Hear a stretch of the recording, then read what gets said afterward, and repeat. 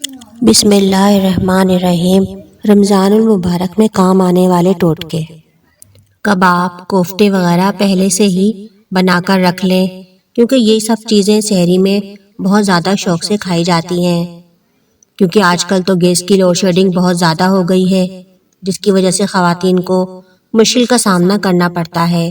تو اس لیے افطاری میں سب کے من پسند رول، سموسے پہلے سے تیار کر کے رکھ لیں، اور افطاری سے کچھ منٹ پہلے آپ تل کر اس سے لطف اندوز ہو سکتے ہیں۔ افطاری میں ایسے پھل کا استعمال کریں جس میں پانی کی وافر مقدار موجود ہو، مثلاً تربوز، خربوزہ، سنگترا، انگور، انناس وغیرہ۔ افطار میں کبھی بھی سافٹ ڈرنک یا کولڈ ڈرنکس کا استعمال مت کریں، کیونکہ یہ گردوں کی خرابی کا باعث بنتے ہیں اور موٹاپے کا بھی سبب بنتے ہیں۔ سحری میں دہی لازمی کھائیں۔ اگر افطاری بناتے وقت ہاتھ جل جائے تو فوراً اس پر پانی مت ڈالیں، کیونکہ ایسا کرنے سے جلد پر جلنے کا نشان پکا پڑ جاتا ہے اور بہت زیادہ پریشانی کا سامنا کرنا پڑتا ہے۔ رمضان میں تلی ہوئی اشیاء کا کم سے کم استعمال کریں۔ رات کا کھانا ضرور کھائیں تاکہ پورے مہینے آپ کا معدہ اور پیٹ ٹھیک رہے۔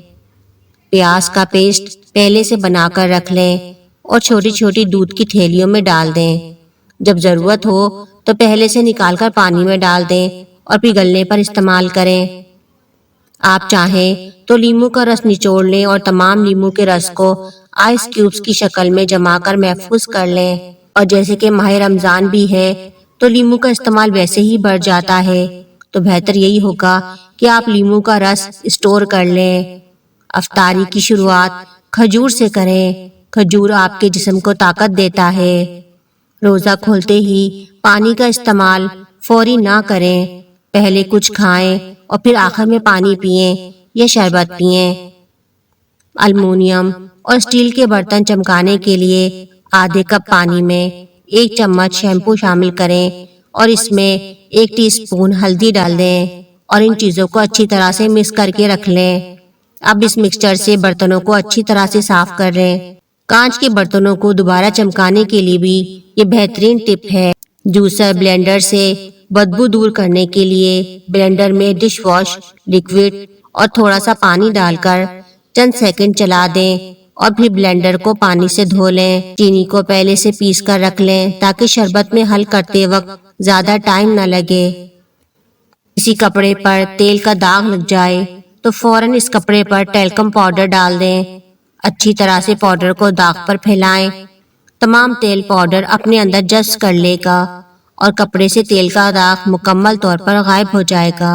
ترک ملنگا کو پہلے سے پھلا کر آئس کیوب میں ڈال کر جما لیں۔ افطاری کے وقت ضرورت کے مطابق آئس کیوب شربت میں ڈال دیں، وہ خود ہی پگھل کر حل ہو جائے گا۔ رمضان سے کچھ دن پہلے ہی پاپڑ بنا کر رکھ لیں۔ پاپڑی کا استعمال افطار میں کثرت سے ہوتا ہے۔ چکن کو میرینیٹ کر کے فریزر میں بھی رکھا جا سکتا ہے۔ ضرورت کے وقت آپ اسے فوراً بنا سکتے ہیں۔ چکن دھو کر ایک پیکٹ میں لہسن، ادرک کا پیسٹ، بریانی مسالہ اور ٹماٹر چکن میں مکس کر کے فریزر میں رکھ دیں، اور استعمال کرتے وقت چکن کو گلاتے وقت دہی شامل کر کے قورمہ تیار کر لیں، اور چاولوں میں تہہ لگا کر بریانی فوراً تیار ہو جائے گی۔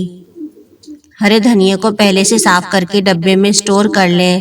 ڈبے میں ٹیشو بچھا کر اس کے اوپر رکھیں، کئی دن تک دھنیا خراب نہیں ہوگا۔ اسی طرح ہری مرچی کی ڈنڈی ہٹا کر اسے اسٹور کر لیں، کیونکہ ڈنڈی کے ساتھ ہری مرچ رکھنے سے ہری مرچ جلدی خراب ہو جاتی ہے۔ اگر رات کو چنا بھگونا بھول جائیں تو جب آپ کو یاد آئے اس وقت میٹھا سوڈا ڈال کر چنے کو بھگو دیں اور کچھ دیر کے بعد کوکر میں گلنے کے لیے چڑھا دیں، چنے گل جائیں گے۔ ٹماٹر کو اچھی طرح دھو کر فریزر میں رکھ دیں اور جب استعمال کرنا ہو تو کچھ دیر پہلے نکالیں۔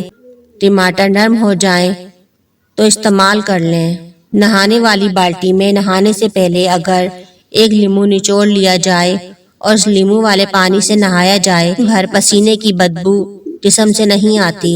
رمضان صرف کھانے پینے یا پکانے کے دوران تھک جانے کے لیے نہیں ہوتا، روزہ رکھ کر اتنی گرمی میں خواتین کے لیے افطاری اور کھانا بنانا بہت مشکل ہو جاتا ہے، ٹائم بالکل بھی نہیں بچتا، اس لیے تمام کام پہلے سے کر کے رکھ لیں اور روزے کے دوران زیادہ سے زیادہ عبادت کریں۔ کوشش کریں کہ عید کی شاپنگ رمضان سے پہلے ہی کر لیں تاکہ آپ کو رمضان میں پریشانی کا سامنا نہ کرنا پڑے اور نہ بازار جا کر خواری کرنی پڑے۔ رمضان میں ویسے بھی چیزیں مہنگی ہو جاتی ہیں، اس لیے اپنے بجٹ کے مطابق رمضان سے پہلے ہی بچوں اور گھر کی شاپنگ کر لیں۔ امید کرتی ہوں آپ کو یہ ہماری چھوٹی سی ویڈیو پسند آئی ہوگی۔ اگر آپ کو ہماری ویڈیو پسند آئی ہے تو ویڈیو کو لائک، شیئر اور چینل کو سبسکرائب لازمی کیجیے گا۔